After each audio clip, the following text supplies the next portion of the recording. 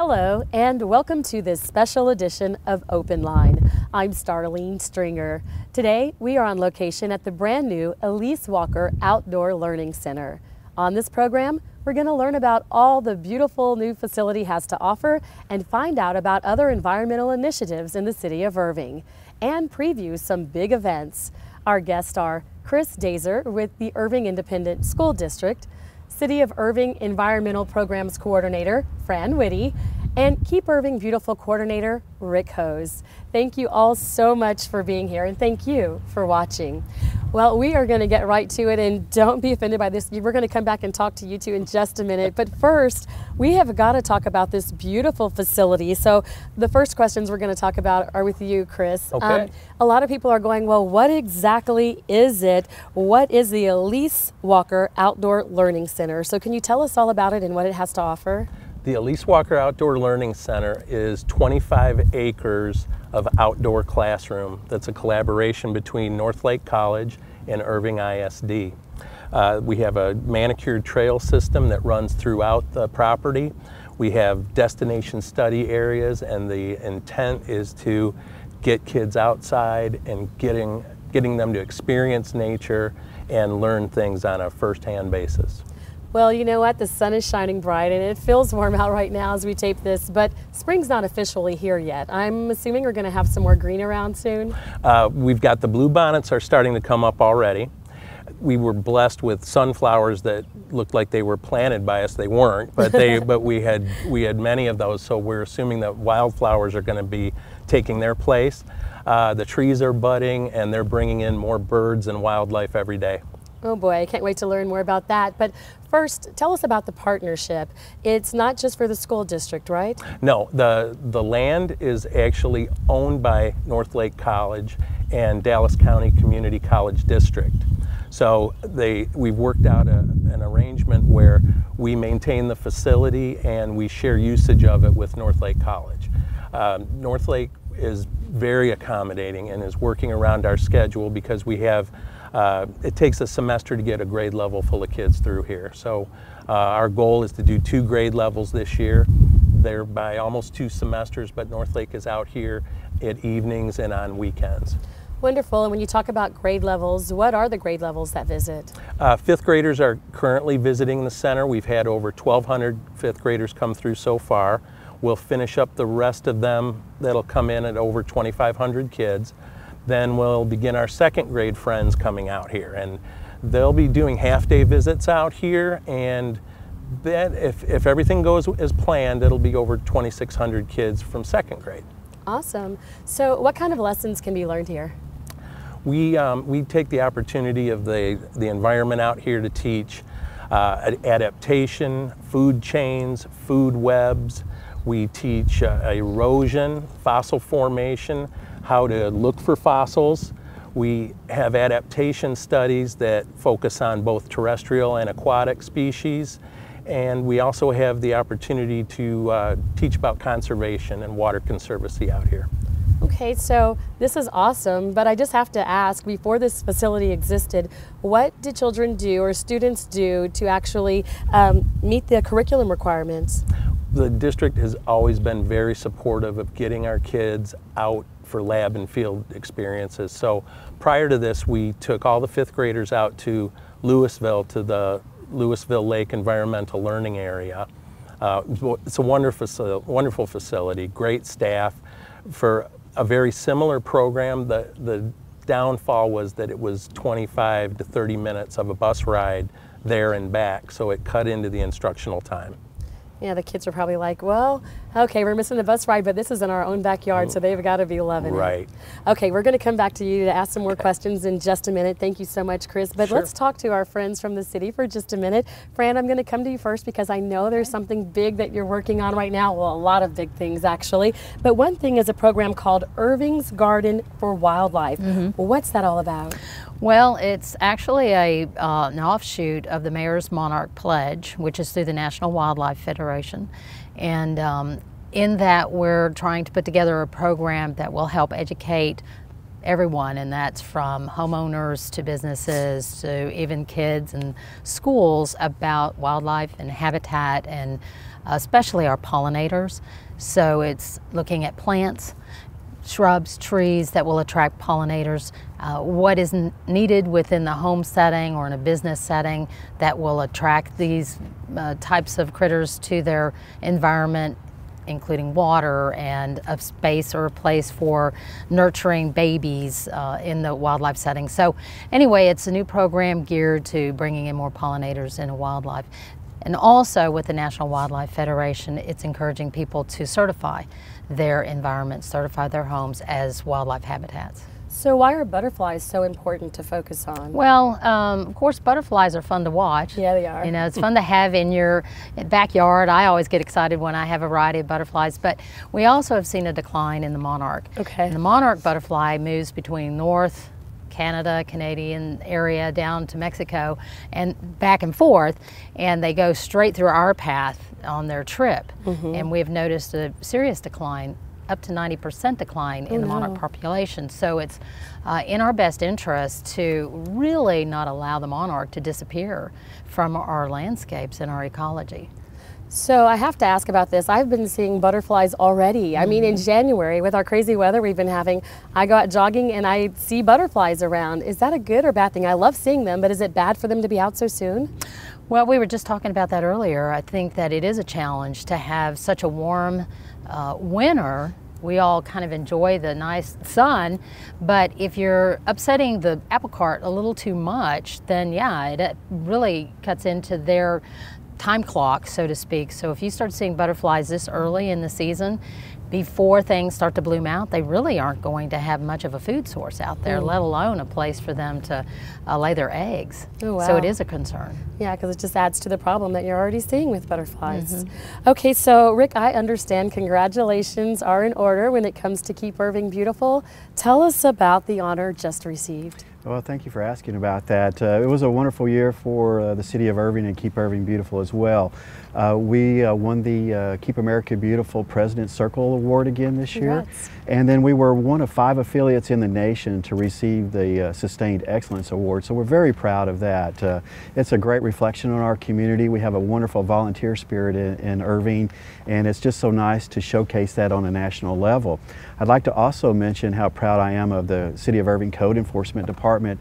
They won a first place national award for most community improvement program with their latest program that they did this year. So it was a banner year for the City of Irving and Keep Irving Beautiful at the Keep America Beautiful conference this year.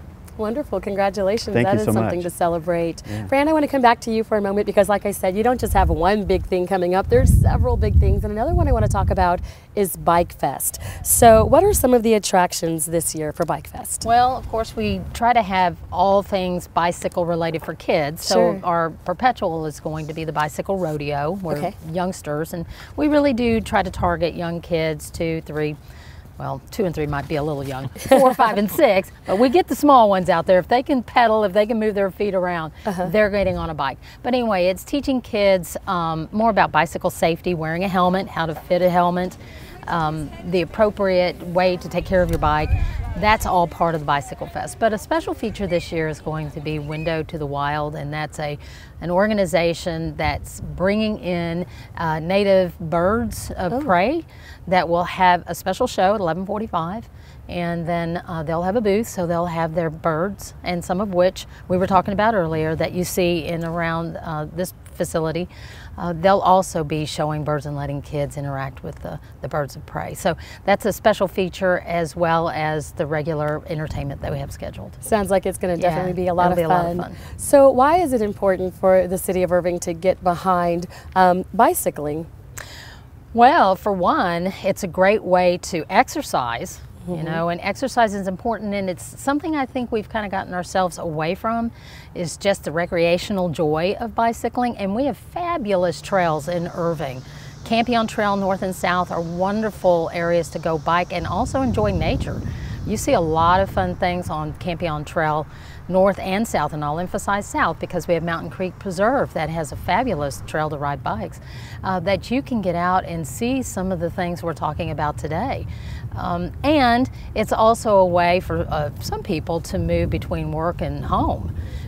The safety is also an aspect, getting families involved, helping them understand about helmet fitting, understand about how to fix a flat, how to fix your brakes, how to fix your chain if you need to do that. So it's becoming more and more popular. Let's bring it back. It was very popular when I was a kid. Bring it back again. Yes, make bicycling fun again, right? Exactly. And I love it. Never stop being fun, but get people out there doing it. That's right. So Rick, I know that you also have something super exciting coming up with Keep Irving Beautiful too, a special event. Tell us about it. We do. We're April the 8th. We're going to be hosting our Don't Mess with Texas Great American Cleanup. It's going to be Saturday, April the 8th from 9 a.m. to 12. We encourage people to register on our website. It's at Trinity View Park, and that park is crucial for us because of part of what Fran was talking about with the Campion Trail System, but it's along the Elm Fork of the Trinity River. So our volunteers' goal is to stop that litter from reaching the waterways, which originates up in North Texas and goes all the way down to the Gulf of Mexico. I believe it provides water for 9 million people in Texas. Wow.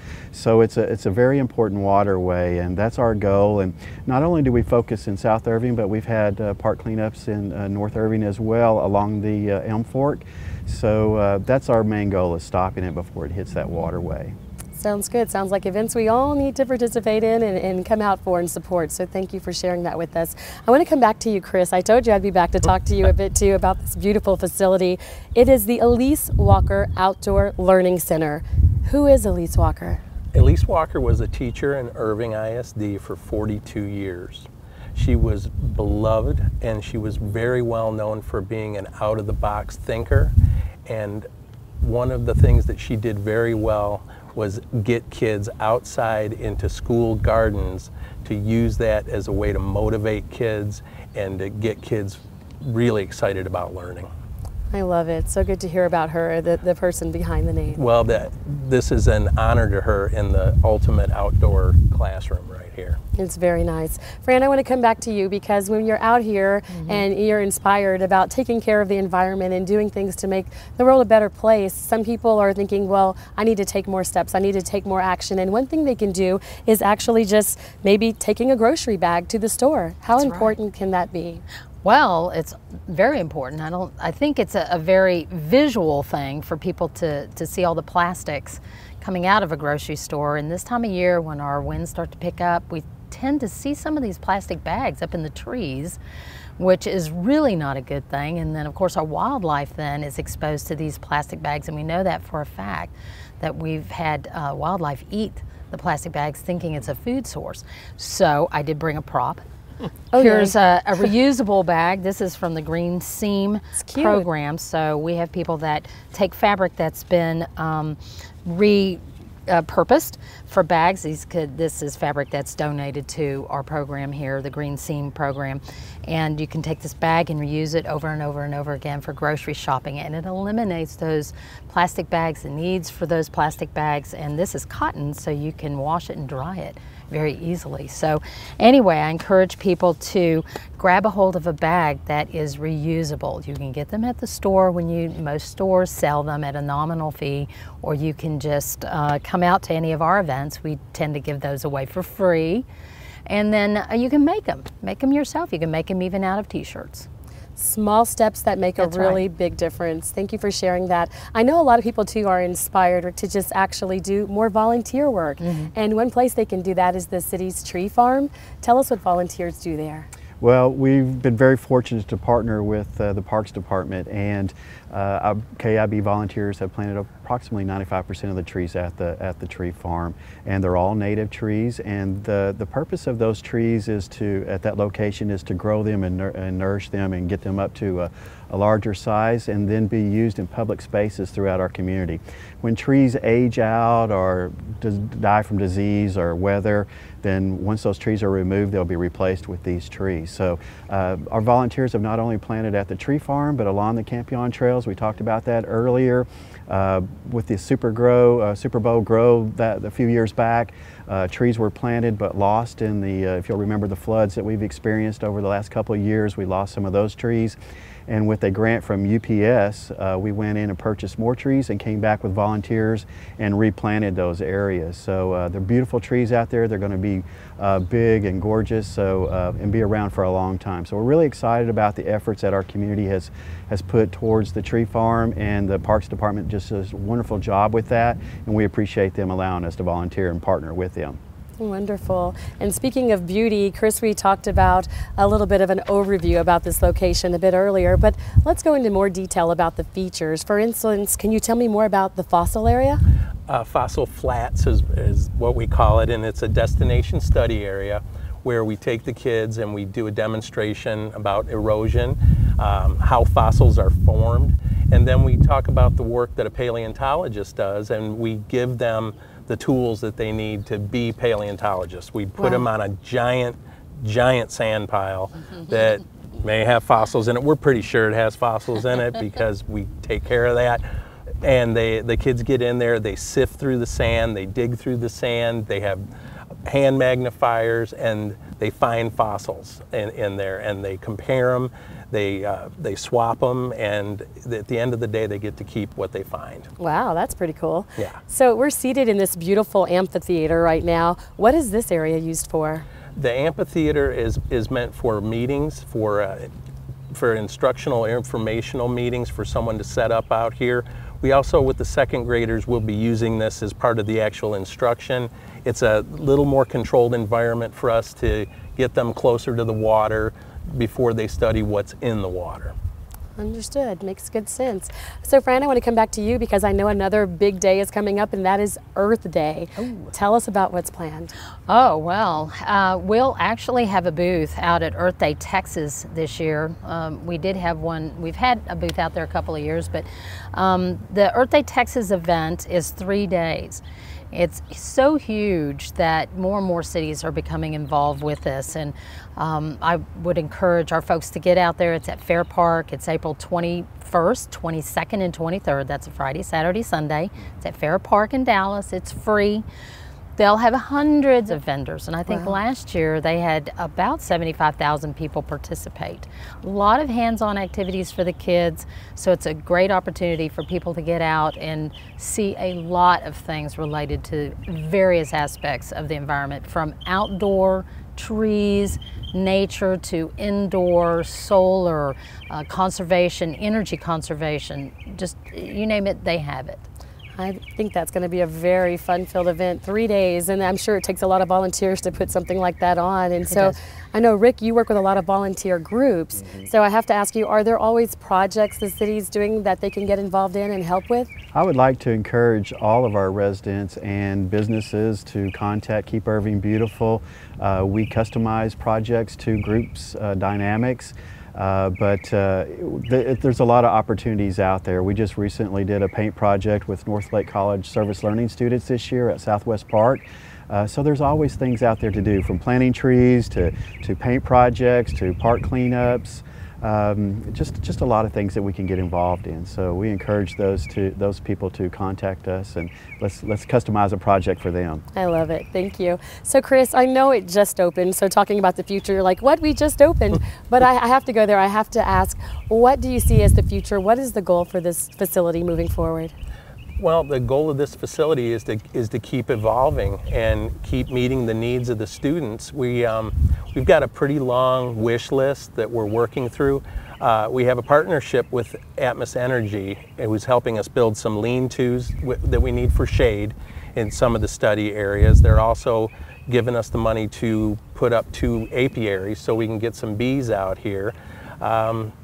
We see a cool relationship with the culinary arts program at Singley, maybe using some of this locally grown honey that we're going to have out here. Atmos Energy is also giving us money to plant some wildflowers so that we can feed some of these critters out here that that do need the food, do need the energy.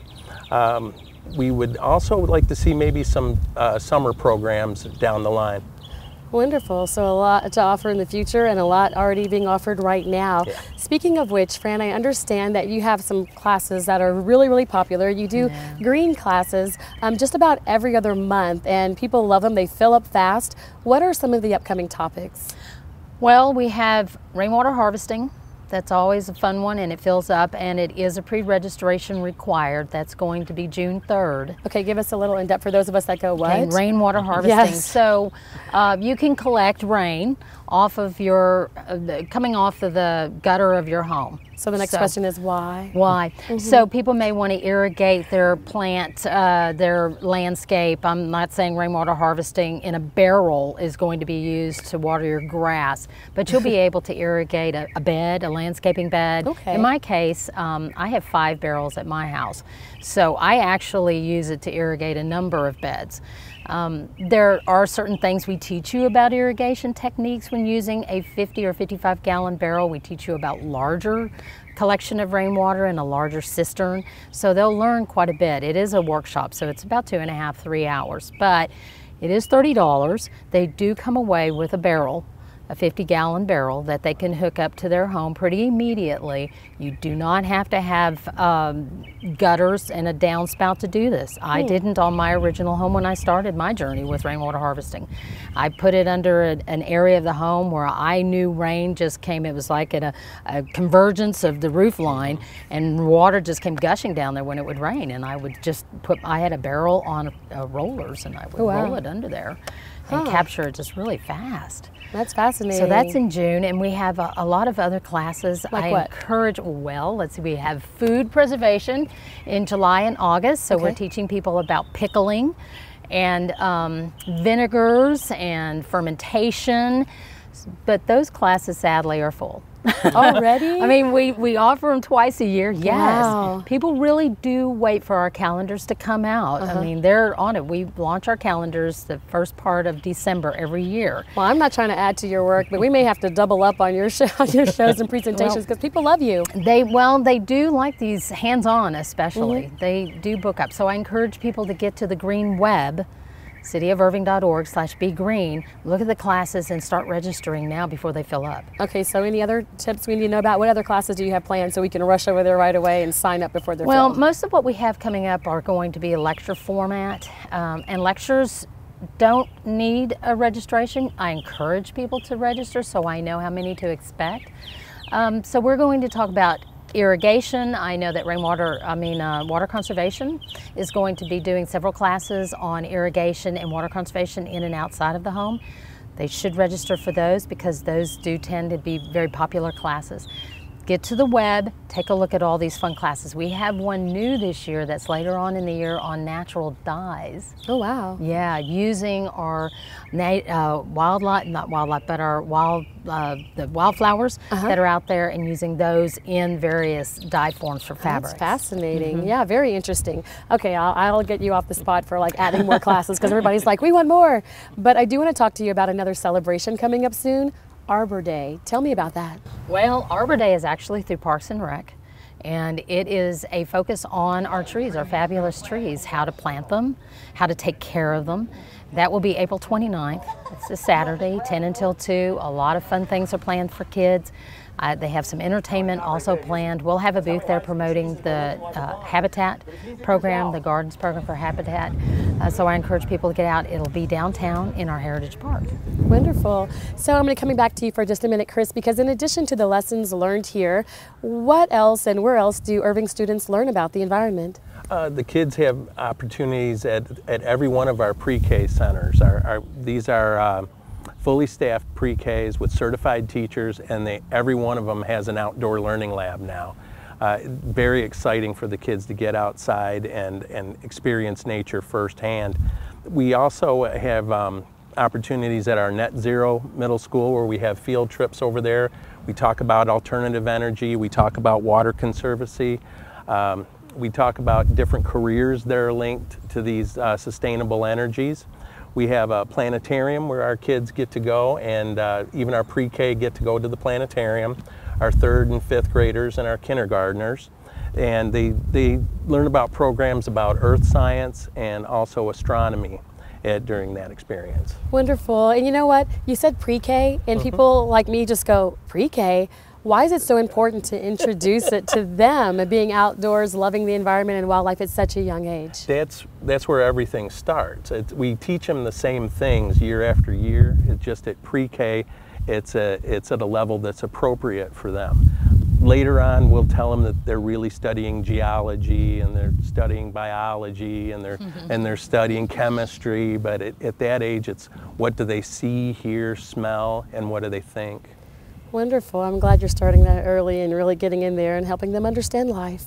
So I want to come to you for just a second, Chris, and ask you one more thing about the bridge, because it's a spot we hear a whole lot about.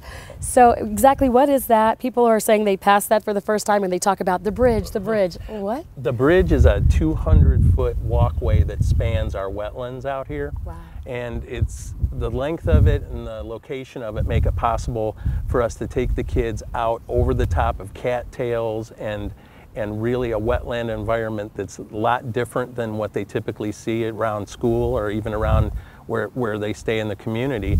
That's a lesson where we do a sensory exploration where the kids really get out there and smell and hear and feel and share with each other what it's like to be out in nature.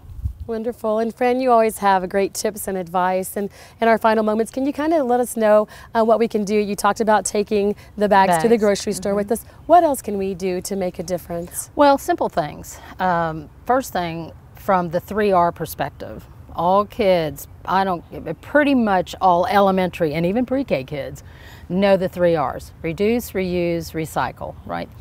The one thing we don't spend a lot of time on that I will emphasize today is reduction in our consumption. That's number one when we're dealing with our waste. Reduce, reduce, reduce, and then let's go into reuse and recycle. So reduce our consumption. Next, turn your lights off when you leave your room. You leave the house, turn the lights off, raise or lower the thermostat based on summer or winter, and then conserve water. Really think about your lawn. Do you need that much lawn? Can you convert it over to a more native type of environment? And really start looking at the amount of water you're using in your outdoor environment at home. Small things that can make a big difference. It has been really great to be out here today. Thank you all for taking time out of your schedules to show us around this facility and tell us that everything the facility has to offer and what the City of Irving is doing to make a difference in the community. Thank you. You're welcome. You're welcome. And hasn't it been great to be out here live today? You've got to hear the birds in the background. We've seen a few bugs crawl up their sleeves. It's been quite entertaining to see what the children get to experience each and every day. Thank you for watching. I'm Starlene Stringer. Our next show will be our election special. You can watch that Thursday, April 6th at 1:30 p.m. We'll see you then.